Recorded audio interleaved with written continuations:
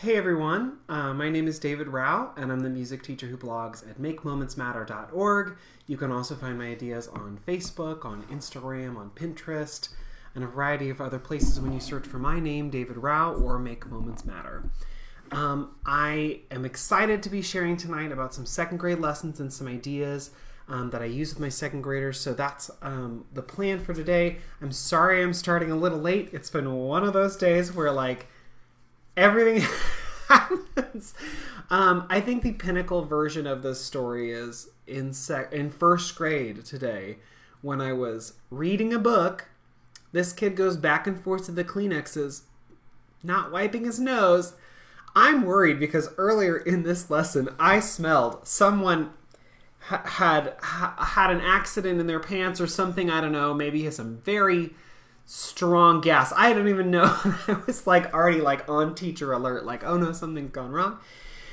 This kid goes back and forth to the Kleenex, and I'm just like, Mr. Rao, I keep trying to use the Kleenex and it's not working. And I was like, can you explain what you mean?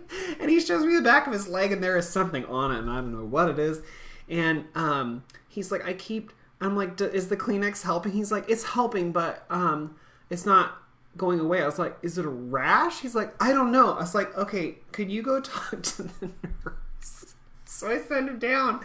And later in the day, I go find her. I'm like, I'm really sorry I sent you this kid without a note. He's like, there was something wrong. I don't know what. I thought it was poop. She's like, it wasn't poop. It was a melted gummy bear. Apparently he'd stepped on it, and then he'd done that kid thing where he pulls his leg up and sits on his foot, and it got on his leg. Anyway, that is, I feel like, an encapsulation of my day of trying to do 3 different things. Then something happens. Maybe there's poop. Not sure. So anyway, that's what sort of the reason that I'm late. Just things keep happening over and over. Anyway, so today I'm going to be talking about second grade. After that story, sorry. Today I'm going to be talking about second grade. My plan is to go through and share all my second grade lessons, the things I'm teaching right now, and to sort of talk a little bit about the process and how I'm doing that. So I'm going to talk specifically about a song we used to start the day, and then about finding rhythms in food, words, and I'm going to talk about how you can maybe do that in a couple different ways, how you could maybe do interactive games. You could use it as a center, you can use it as a full group, and I'm going to share how I do that in my room. That's coming up. Really quick, if you hear me talk about a game or a thing, a prop, whatever that I'm using in my classroom, and you're like, that's really cool, I want to learn more about that, I have a whole page on my blog with links to the things that I'm talking about in these videos.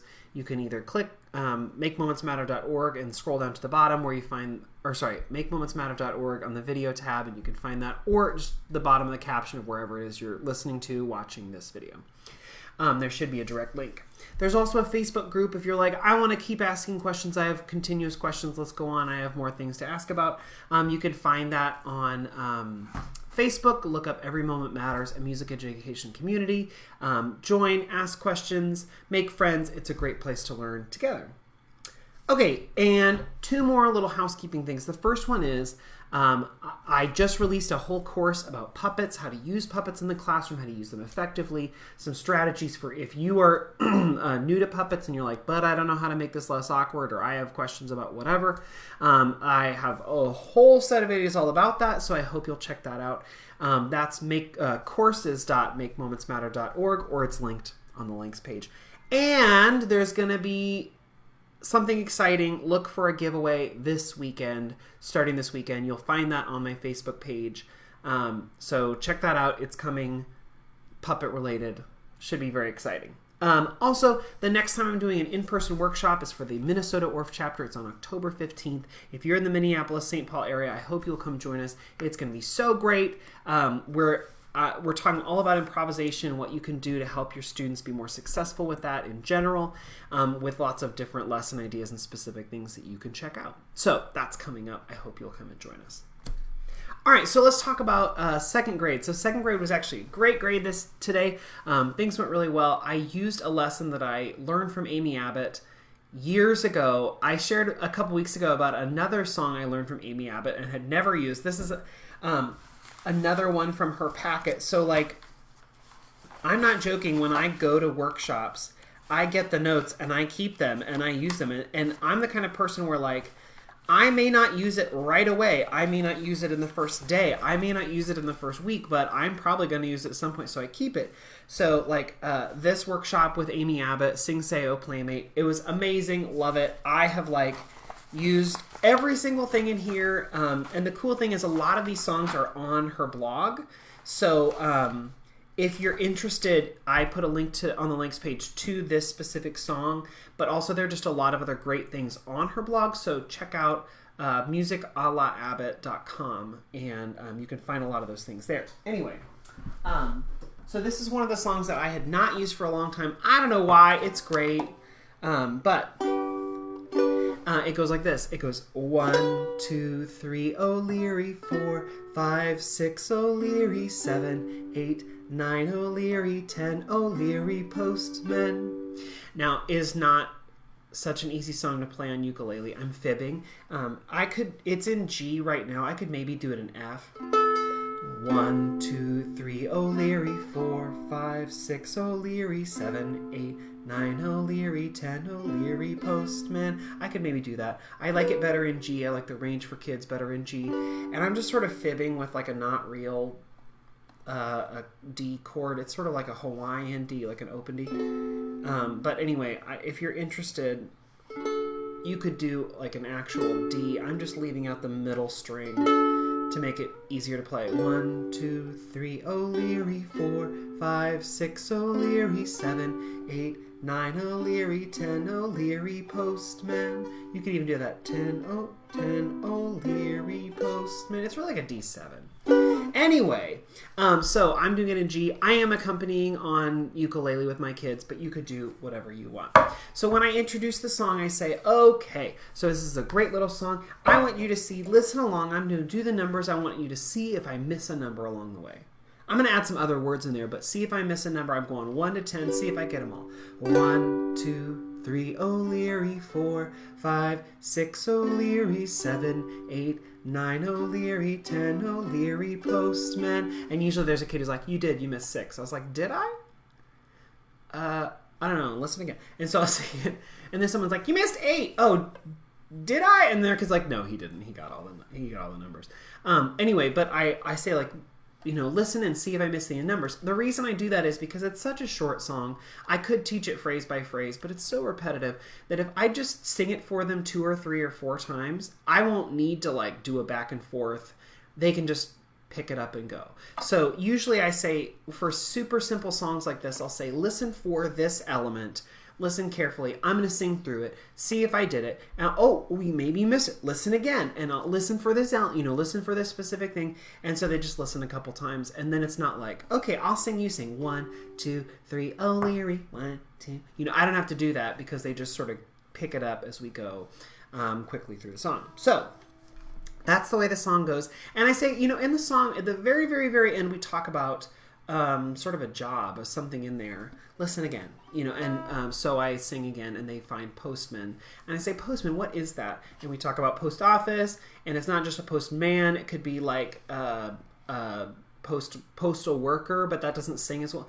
1 O'Leary, postal worker. I mean, you could do that, but anyway, this is an old song, so in old songs they use old words, and they would just say postman a long time ago, even if it was a man or woman, blah blah blah, whatever. I just sort of explain away and say, but we could change that. Anyway, when they say postman, they mean someone who works at the post office or who carries letters or maybe packages.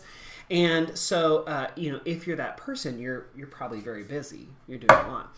Okay, I'm going to sing again. You just keep the steady beat. So they're sitting crisscross. They're keeping the steady beat. 1, 2, 3, O'Leary, 4, 5, 6, O'Leary, 7, 8, 9, O'Leary, 10, O'Leary, postman. And they're just patting on their knees. And I say, that's so great. I'm so very excited about how well you're doing that. Can you now, instead of doing hands together, can you do hands separate?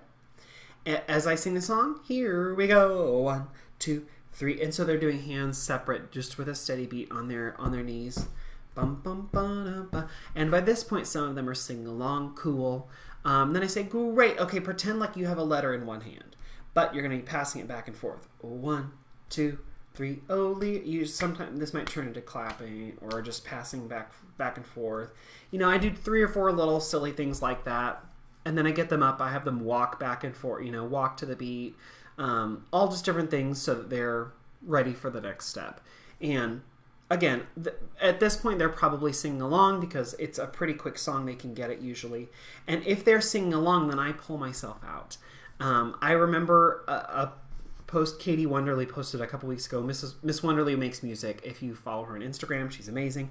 But one of the things she said she learned in her first few years of teaching was sing less. And that is true. If you can pull out and not sing or not give examples or do whatever, it's going to save your voice. It's better for you.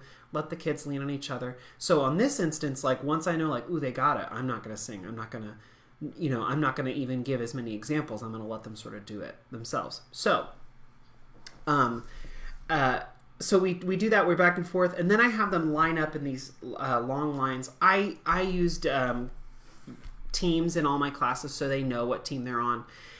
And so we just line up in those lines, and I say, great, let's do that back and forth passing again. 1, 2, 3, O'Leary, 4, 5, 6, and so we're just passing back and forth, and I say, great, I have a package that needs to be delivered, and I pull out my yarn ball. This is a super fun tool that I've used for years and years. I learned about this in level 1 ORF, but it's just a sort of a huge, ginormous version of a yarn pom-pom. If you already have some of these or know how to make these, great. The super large version is very, very, very fun. I have a whole blog post where I sort of go step by step on how I make them. So if you're interested, you can find that yourself. It is not difficult to make. It just takes time and a little bit of patience. And like 1 or 2 household items, some scissors, some cardboard, some zip ties, and you can easily make one of these. You can see it is very big, and kids love it. Okay, so here's my package, and they're going to sing, and I'm going to pass it back and forth. 1, 2, 3, O'Leary, 4, 5, 6, O'Leary, 7, 8, 9, O'Leary, 10, O'Leary, postman, great. Okay, so I have several of these in my room. And I give one to the front kid in each line, and everyone behind them is just pretending to pass back and forth with their hand. 1, 2, 3, but the kid at the front of the line is actually passing back and forth.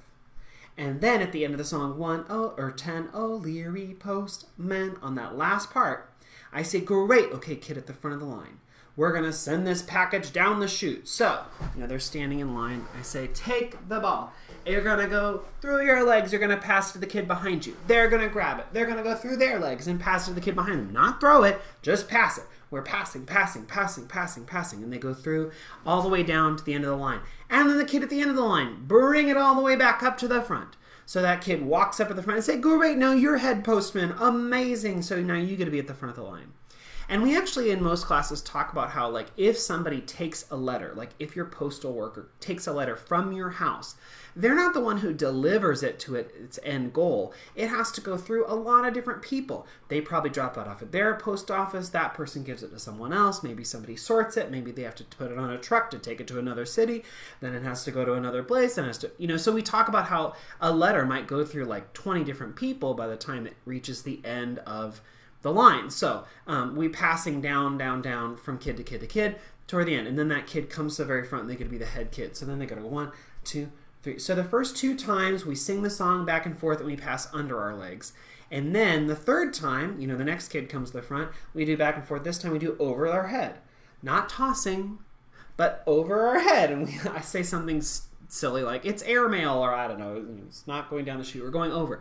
So we all go over, every kid goes over. We do that 2 times, and then we start to switch it up. We do under, over. And so by the time we're done with class, we've done the song 15 times. They've all had a chance to hold the yarn ball at the front of the line. We've done under, over. And usually by the end I say okay, excuse me, I put on a stamp for priority mail. I did not put on snail mail, sloth mail. So when you're passing, instead of going pass, could you pass? Can you go a little faster? Because I expect next day mail. I did not plan for this to get there in 3 weeks. This needs to get there soon. So we're speeding up the process. By the time we're done, everybody's had a chance to hold the yarn ball. We've done under, over. They're giggling. They're having fun. And they're singing pretty well. The other cool thing about this song is it's a low so song. So dum bum bum ba dum bum bum bum bum ba da so do ti la La, re, la, ti, do, do. Yeah, so it's a low. So it's a great song to sort of introduce that, reinforce that if you're going for that. But it's just a super fun song. Now, that's not the game Amy taught me. In Amy's notes and on Amy's blog, she uses a different game. I'll tell you why I don't do her game. Why I didn't do her game this time in a second. But her game is the kid at the front of the line has like a basketball or a ball from PE, and they bounce, bounce, bounce, O'Leary, bounce, bounce, bum, bum, ba, bum. They're just bouncing, and then they reach down under their legs and they roll the ball through every kid's legs until it gets to the kid at the end. And then that kid brings it up and they do the same thing. So it's sort of the same idea, except that the kid at the front bounces the ball and then they roll the ball through the legs of the person till they get to the person at the back. That is a fun game. Why didn't I do Amy's version? Well, I did not plan ahead and I did not have the ball to bounce. Also, actually, I think that I wrote a note for myself like get PE ball from get bounceable ball from Sammy in the gym. But I didn't do it. And the other thing was also maybe we will do that version, but they are much better with the steady beat if they're passing back and forth hand to hand. The hand-eye coordination of the bouncing the ball is not so simple. So my thought, two things. One, I didn't have the right ball. But also, my thought is maybe we do the yarn ball first, and then when we bring it back, we'll do it with an actual ball and change the game. I don't know. We have options, but that's another option. So when you go look at it on Amy's blog, you're going to see that she uses a bounceable ball and then they roll the ball. You're not going to see any mention of a yarn ball because that's just like my last minute accommodation change, but you could do it either way. You could do it both ways. In fact, that's probably what I'll do is I'll do it with the yarn ball first and then we'll bring it back in a week or two with the bouncy ball once I get them. And then it'll be like another fun layer of challenge. You're not going to then have to reteach the song. They'll already know the song. They'll already get the basic concept. It just gives you another chance to reuse this material. And I love doing that when I can take a song and use it and reuse it and reuse it and reuse it. I think that's the most valuable thing you can do. And so find different layers of what you can do with a song. Woohoo. And this is a great starter song. They love this song. It's a great way to start class. So win, win, win. Okay, but like I said, that's on the links page. If you want... Ooh, I'm about to lose my ukulele. If you want to find the written notation and also Amy's game instructions, that's linked on the links page. Super great, fun song to start with. Okay, so my second graders needed like 3 or 4 things in one lesson. They needed to talk about notes and rests, so quarter notes, eighth note pairs, and quarter rests, sort of a review from first grade. They needed a chance to write that. Also, I wanted to work on them hearing quarter notes, quarter notes, eighth notes, and quarter rests, and I wanted them a chance to review, hear, and then either dictate what they're hearing or listen for patterns or find... I had like 4 or 5 different goals in one. And sort of this is sort of how I accomplished that. So after 1, 2, 3 O'Leary, I had them do sort of a car wash style where they go through and they get 3 or 4 different things. One thing they get is a whiteboard. I have these ginormous whiteboards. I don't know where they came from. They were there when I got to the school. If I can track down where they came from, they're great. The little like lap boards are fine, but like these are like huge. I mean, look at this in comparison. It's like my size of my torso. It's amazing. Anyway, you can do so much, and it's like kids never run out of space. It's great. So I've got that. I've got my dry erase markers, which you got to get Expo brand because the other ones just fall apart. If you know another great brand that you really love that is wonderful, please let me know. Somebody donated, I can't remember what brand it was, but it like stained the boards. It was crazy. Because like the first kid started using it, it was like, Mr. Rao, it's not erasing. Oh wow, it's really not erasing. It just like left this crazy... Anyway, Expo brand, I don't know what they do. It's some sort of black magic, but they can always make it work. So they need a board, they need an Expo marker, a dry erase marker. And then for erasers, you can get little kid erasers. I bought these facial cleansing pads from the Dollar Tree. Now the $1.25 tree. But they're just like to clean off makeup. I bought them, I don't know, 12 years ago probably now. You can run them through the washing machine, but they work really well as dry erase markers. You don't they don't get like, you know, when the kids get the little like wooden ones with the felt on it, they do the click clackety thing. These don't do that, so I love it, and they go right in the washing machine. Anyway, so kids get their dry erase board, they get their marker, and they get their eraser, and they sit down. And then I have them copy something down, and I'll sort of show you what I have them copy down. I brought home my iPad to show you, to mirror how I do some of these things. Technology always works so well when I try and share it through the iPad. Just kidding, it doesn't. So we're going to, I hope this will work. We'll see if this works, but who knows? Okay, so the first thing, once they get their whiteboard and everything, I have them copy down these 5 patterns. Let me see if I can show you Instagram and Facebook. Okay, so here's what they're copying down, and you're just seeing basically a screen mirror of my iPad right now. So I have them copy down these 5 things. They copy down, okay, a ta, okay. They copy down a ta-dee,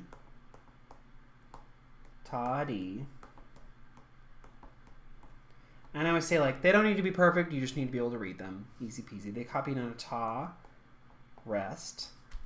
And then down below, this is where it gets a little tricky. A ta and a ta-dee, and then basically the flip of that. A ta-dee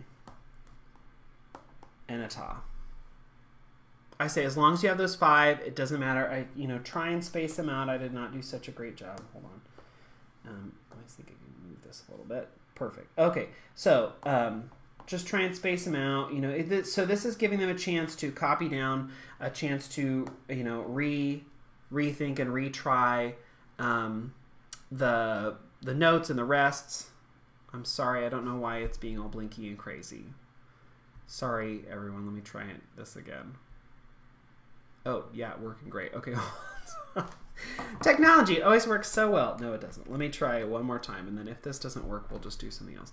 There we go. Okay, so these are basically the 5 building bricks. If you've ever read the book Elementaria by Kate Bond, it talks about these 5 basic patterns. And what are they for? Well, basically you can take every complex rhythm ever and sort of reduce it down. And this is what you can reduce. If you think like reducing fractions, this can sort of reduce down into one of these 5 patterns. Plus also, if kids get these internalized and use them over and over and over and over, it sort of becomes like sight words that they can put them together in infinite combinations to come up with different things if they're improvising, if they're creating, if they're coming together.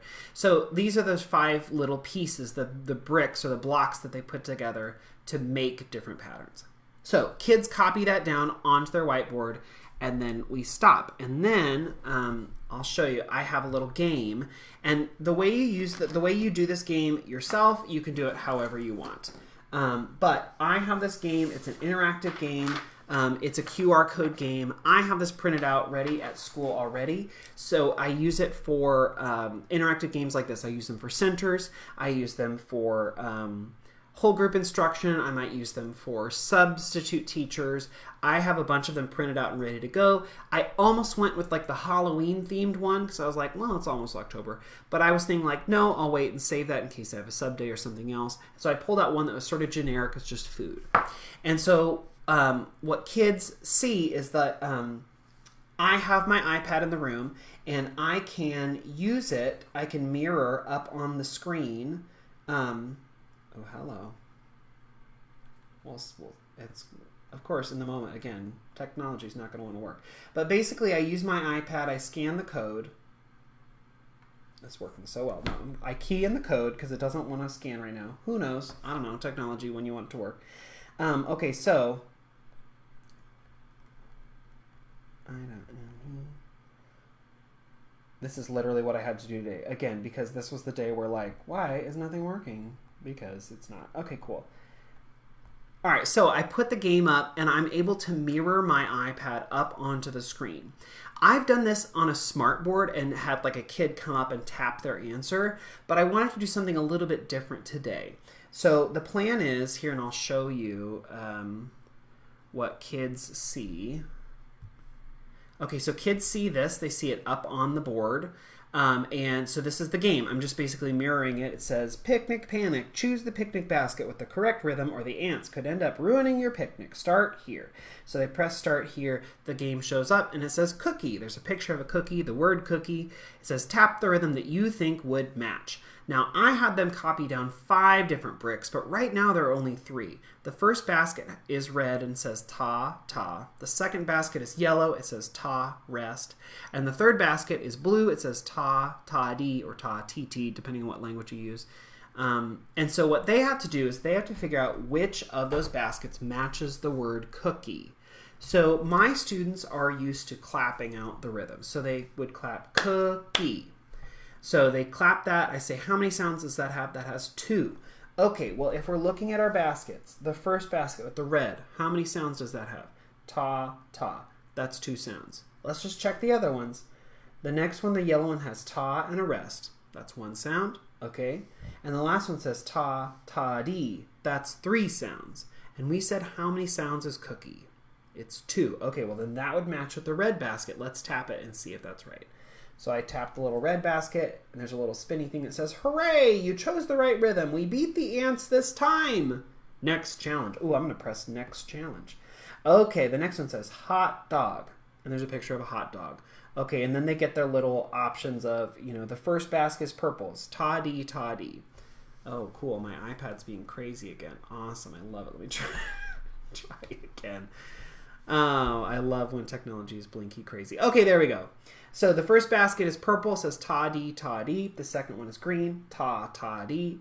And the third one is orange, ta-ta. Which one matches the sound hot dog? Probably they'll go through and figure out, the first one has 4 sounds, the second basket has 3, the third basket has 2, hot dog has 2 sounds, easy peasy. They choose the orange one. Great, and that's awesome, and we go through. Then we get to peach. Okay, I usually go 3 or 4 examples with them until we find one with 3 sounds, and then we talk that one through. But, so this is up there, and basically I call kids up one by one, and each kid gets to stand at my teacher iPad, and one kid at a time gets to tap the answer. What are the other kids doing? Well, they already have the 5 building bricks out on their board. And I say everybody gets to play. One kid gets to be up at the iPad, but everybody gets to play. Now, years and years ago, I found these. These were going to be thrown away from some science kit that had, they'd moved on from, Science City to, Science Village or Science Continent, or I don't know. They had purchased a different curriculum, and they were throwing away all the manipulatives from the old curriculum because they bought new ones with the curriculum money. I don't know. These were going to get thrown away, and I was like, I will take those. I don't know what for, but I'll take those. And really, I think that they're meant to be this is how, if you layer over, blue and yellow together, you get green. I think that's the point of them. But, so you layer yellow and red and you get orange. Okay, cool. It's like color theory. But I was like, these are cool little flags or pointers or I don't know. And so each kid gets one of these. And a couple things that are cool about it. I don't know. It's there's a little sort of a ridges here, so they can use it like a worry sort of strip if they get bored. Whatever. It's a little texture they can feel. It's cool. But they have the 5 different things written on their board. So I say, okay, you look up at the word. If the word is peach, okay, you figure out which one that is. And once you think you have found the answer, use your pointer and cover up the one that you think is right, or point to the one that you think is right, or whatever. And because they're clear, you can still see your answer through just to check. So while there's one kid up at the board, it could be a smart board, an iPad, whatever. They're the ones who are actually inputting the answer. But you have all the kids answering because they have the 5 different options, and they're going to cover up the one they think is correct. And so the kid who's up at the iPad, I give them the prompt of okay, don't answer right away. Let everyone think about it. And then tell us which one you're going to tap before you tap it so we can see if we're right.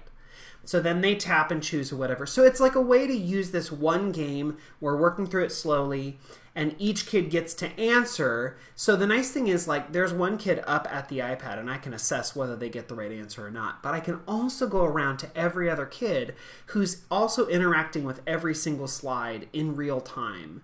I've done this before where each kid has their own iPad, and they're all going through, and that's great, except that then they're going at differing speeds.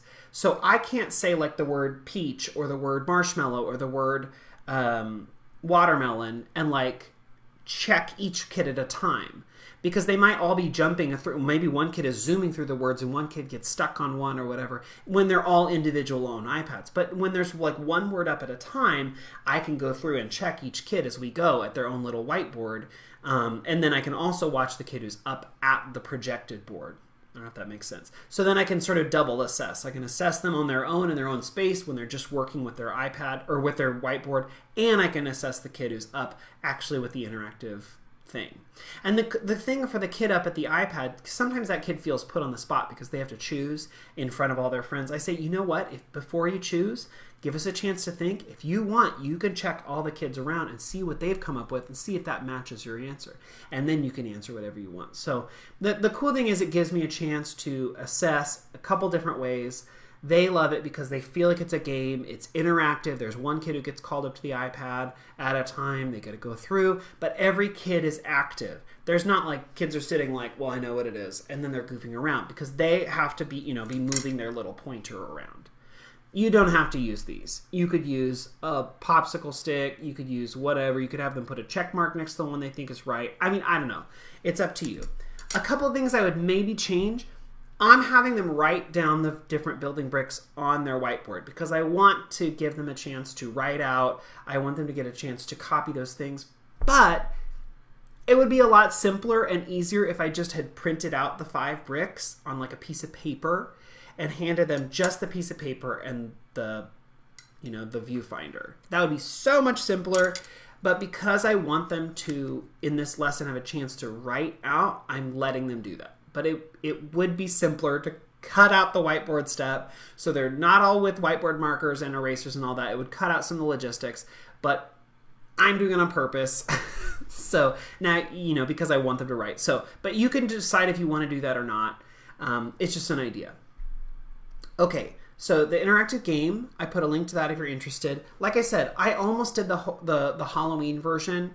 There's also a Star Wars version. There's an ocean version or whatever. There are a lot of different options, but I wanted to do the food one because the food words are pretty easy. It's a nice sort of segue in, and then I can put this game in a center now. I can put it in the subtub, and if they have their iPad, they know how it works. They know what to expect. So that's what we did in 2nd grade today. It worked real well. Like I said, I think if I were doing it again, I would take out the whiteboard function because it just slows things down. But I did want to assess them and the writing and see how they're doing, and then like go and help with that if I needed. But that's up to you if you want. All these things are linked on the links page. Like I said, I'm going to be coming back.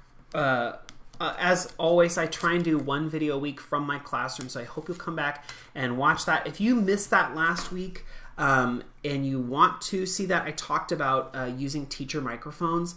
A couple different styles I showed those off. That video is archived in Facebook and on YouTube, and I made it into a podcast, so if you want to go back and catch that, you can.